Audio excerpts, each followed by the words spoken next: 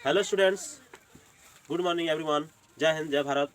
इसमें हम लोग आज हम लोग 9th क्लास के चैप्टर क्वाड्रिलेटरल जो है, यहाँ पे चैप्टर दिया हुआ है क्वाड्रिलेटरल, जिसका थ्योरम एक है मिड पॉइंट थ्योरम। इसको हम लोग आज पढ़ेंगे, समझेंगे। तो चलिए स्टूडेंट्स, इस थ्योरम को हम लोग पहले देखते हैं क्या लिखा हुआ है थ्योरम को। यहाँ थ्योरम दिया हुआ है, the line segment joining the mid points of any two sides of a triangle is parallel to the third side and equal to half of it. मतलब कहने का मतलब ये हुआ कि अगर मान लीजिए किसी ट्रायंगल के दो भुजाओं के मध्य बिंदु से दो जो ये भुजाएं दिए हुए हैं, इन दोनों भुजाओं के मध्य बिंदु से अगर कोई लाइन खींचा जाए तो यह लाइन जो है तीसरी भुजा ये होगा, ये पहला लाइन है, दूसरा लाइन, ये तीसरी लाइन होगा। यानी तो ये डी जो लाइन है, एक लाइन सेगमेंट खींचा गया है, ठीक है, मिड पॉइंट से इन दोनों भुजाओं के मध्य बिंदु से। तो यह जो रेखा है डी लाइन, ये थर्ड लाइन जो है बीसी, इसके पैरेलल होगा और ये बीसी का हाफ होगा, बीसी का आधा होगा। तो यहाँ पे हम लोग गिवन लिखे हुए हैं, देखिए, points D and E are the mid points of A B and A C. मैंने डी और ई जो है, ए बी और ए सी का क्या है, मध्य बिंदु है of triangle A B C respectively. इसमें जो क्रमशः दिया गया है डी और ई के लिए यहाँ पे रेस्पेक्टिवली क्रमशः बोलते हैं। तो यहाँ पे हम लोग प्रूव करना है, टू प्रूव, पहला जो हम लोग प्रूव करना है कि डी जो लाइन है डी ई वह पैरेलल है बी सी के, और सेकेंड हम लोग को प्रूव करना है कि डी जो है बी सी का आधा है, यानी हाफ बी सी कह सकते हैं, D E equal half B C. ठीक है, तो यहाँ पे हम लोग कंस्ट्रक्शन करेंगे, draw B A parallel C F. B A जो ये लाइन दिया है इसके पैरेलल यहाँ से हम लोग सी एफ एक लाइन खींचेंगे। ठीक है, मीटिंग डी ई, जो मीटिंग कर रहा है डी ई को प्रोड्यूस, डी को अगर प्रोड्यूस करेंगे तो मीटिंग कर रहा है कहाँ पर, एफ पर, मीटिंग इन एफ। इतना क्लियर। अब यहाँ से हम लोग प्रूव करेंगे, यहाँ से हम लोग क्या करेंगे, यहाँ से हम लोग इसका प्रूव करना शुरू करते हैं। इसमें इन दोनों ट्रायंगल हम लोग पहले लेके चलेंगे, ये और ये, यानी लिखेंगे हम लोग in triangle A D, A E D लिखेंगे हम लोग, A E D and triangle C E F we have. इसमें देखिए हम लोग ट्रायंगल ए ई डी और ट्रायंगल सी ई एफ में देखेंगे, ट्रायंगल ए ई डी और ट्रायंगल सी ई एफ में। तो इसमें हम लोग क्या करेंगे, इसमें कि ये दोनों जो है आपस में बराबर है। क्या बराबर है, ये और ये दोनों आपस में बराबर है कि नहीं, इसको वर्टिकली अपोजिट एंगल बोलते हैं। यानी लिखेंगे कि angle A E D equal है एंगल सी ई एफ। यहाँ पे हम लोग क्या लिखेंगे, vertically opposite angles, vertically opposite angles. ठीक है। अच्छा, एक चीज और है इसमें कि पॉइंट ई जो है एसी का मध्य बिंदु है। इसका मतलब ये हुआ कि ए ई जितना होगा उतना ही सी ई होगा, जो क्या है गिवन है, ये दिया हुआ है। क्योंकि ई जो है एसी का क्या है, मध्य बिंदु है, तो मध्य बिंदु का मतलब है कि आधा आधा, यानी बराबर बराबर बढ़ गया, यानी ए बराबर सी ई। और एक और चीज हम लोग लिख सकते हैं यहाँ पे कि चूंकि ये दोनों लाइन जो है आपस में पैरेलल है, तो पैरेलल ये ट्रांसवर्सल का काम करेगा, यानी ये और एंगल इधर वाला, ये दोनों आपस में बराबर, यानी इसको अल्टरनेट इंटीरियर एंगल बोलते हैं। यानी लिखेंगे एंगल ए इक्वल एंगल, लिखेंगे हम लोग एंगल सी, सी नहीं बोलेंगे, यहाँ पे बोलेंगे हम लोग ई सी एफ, ऐसे बोलेंगे।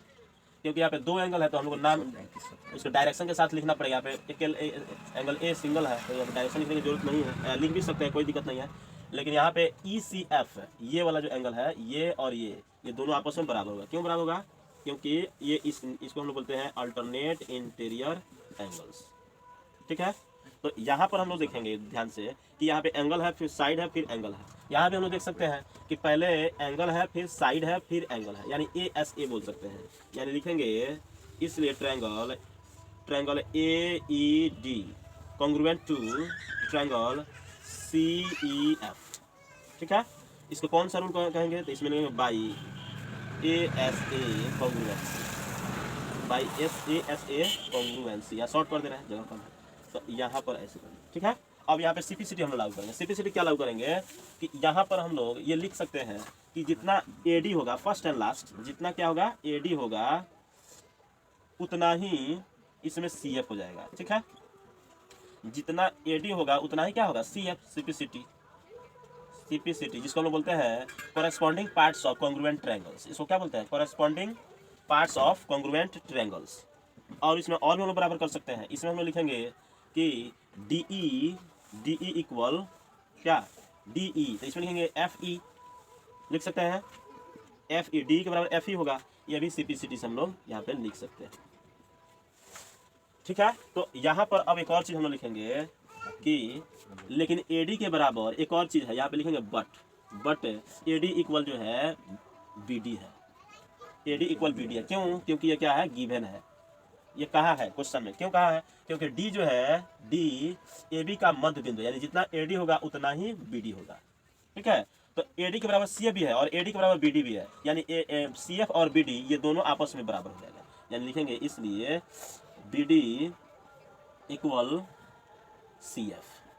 ठीक है, अच्छा, लेकिन यहाँ पे एक और चीज़ है, एंड BD जो है पैरेलल है, BD जो है पैरेलल है किसके, CF के। तो आप लोग ये जानते हैं कि अगर ये आप लोग थ्योरम पढ़े हैं पहले पिछली कक्षाओं में, कि अगर मान लीजिए दो भुजाएं, दो अपोजिट भुजाएं बराबर हो, दो अपोजिट भुजाएं बराबर हो, ये दोनों और दोनों पैरेलल हो, तो ये जो है पैरेललोग्राम बनाते हैं। क्या बनाते हैं, parallelogram, which imply that BCFD is a parallelogram. ठीक है, BCFD इज ए पैरेललोग्राम। क्यों है? क्योंकि यहाँ BD और CF बराबर भी है। ये BD जो है ये वाला और ये आपस में बराबर है, दोनों अपोजिट साइड पर रहा है, ये दोनों आपस में पैरेलल भी है। क्यों? कंस्ट्रक्शन के अनुसार। ये कंस्ट्रक्शन हम लोग किए हुए थे, ये हम लोग कंस्ट्रक्शन में लिखे हुए हैं। क्योंकि BD जो है BA का एक पार्ट है, तो BA जब पैरेलल है CF के, तो यानी BD भी पैरेलल होगा CF के। ये कंस्ट्रक्शन में हम लोग लिख चुके हैं। तो अगर ये देखिए, ये दोनों भुजा बराबर भी है, BD और CF, और ये दोनों आपस में पैरेलल है, तो ये क्या बनाएगा, एक पैरेललोग्राम बनाएगा। यहाँ पे BCFD इज ए पैरेललोग्राम। अब BCFD जब पैरेललोग्राम हो गया है, इसका मतलब ये हुआ कि पैरेललोग्राम के अपोजिट साइड क्या होते हैं, पैरेलल होते हैं। यानी इसका मतलब ये हुआ कि BC पैरेलल टू DF। यहाँ पे लिख सकते हैं हम लोग opposite sides of parallelogram, opposite sides of parallelogram are parallel. ठीक है, तो इस विच इम्प्लाई दैट ये भी लिख सकते हैं कि BC जो है, BC पैरेलल है D के। क्यों? क्योंकि DF का ही एक पार्ट है। यहाँ पे DF जो लाइन हम लोग खींच रहे हैं, DF उसी का पार्ट है DE।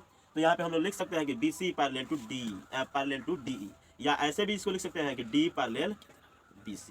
एक ये हम लोग प्रूव कर चुके हैं, पहला ये एक नंबर प्रूव हो गया। अब सेकेंड के लिए लिखेंगे, एक चीज़ और है कि जब BCFD एक पैरेललोग्राम हम लोग प्रूव कर चुके हैं, तो इसके अपोजिट साइड इक्वल भी होते हैं।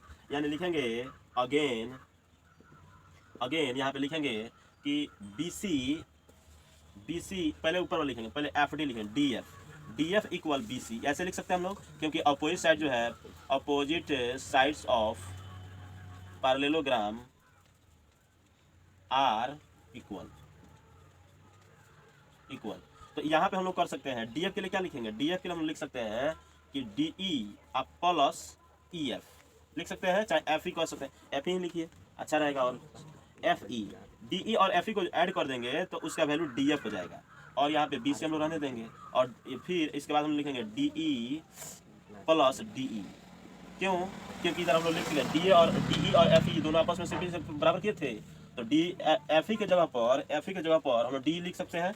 अब यहाँ पे लिखेंगे BC, यानी D और D मिलकर 1DE यानी 2DE या इक्वल BC, यानी D इक्वल हो जाएगा BC बाई 2, या इसको ऐसे भी कह सकते हैं कि DE इक्वल हाफ BC। यही हम लोग को प्रूव करना था। ठीक है, समझ आया स्टूडेंट्स?